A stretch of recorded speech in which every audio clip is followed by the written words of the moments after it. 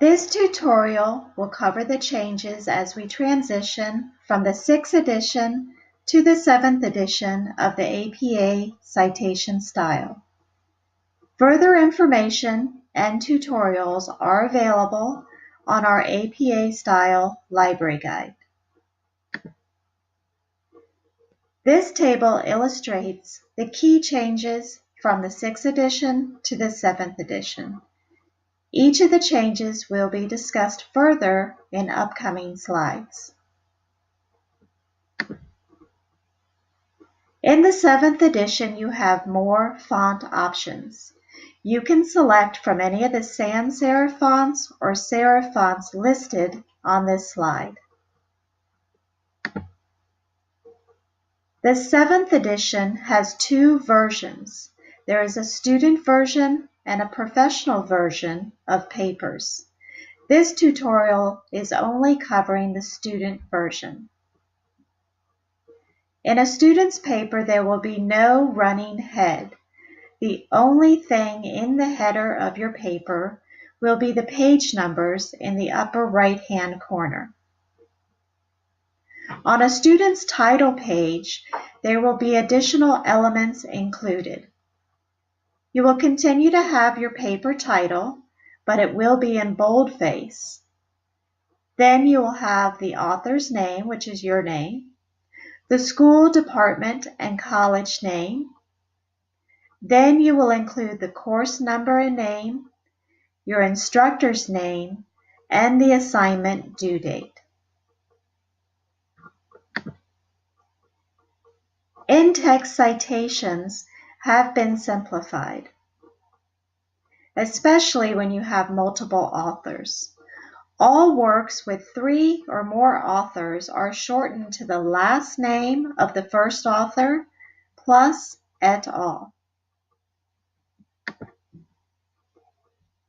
Websites can be formatted either as plain text, or you can keep them as live links if you copy them from a browser into your document. The words retrieved from are not required before the link. DOIs, which stands for Digital Object Identifiers, carry more importance in the 7th edition. You should include a DOI for all works that have one, regardless of whether it was an online source or a print source. If it has a DOI, you should include it. Just like a website, a DOI is listed as a hyperlink, and you can keep it as a live link or type it in plain text. But you should standardize the format of the DOI to look like the example on this slide. Citations for books have also been simplified.